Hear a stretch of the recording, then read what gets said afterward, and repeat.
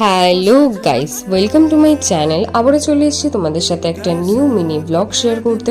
তো আগের ব্লগে আমি জানিয়েছিলাম আজ যাব ব্যারাকপুর মঙ্গল পাণ্ডে ঘাট।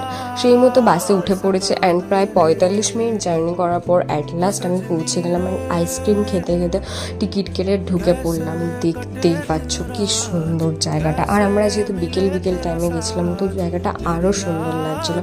তোমরা যদি চাও অবশ্যই এখানে ভিজিট করতে পারো ফ্রেন্ডস অথবা ফ্যামিলির সাথে।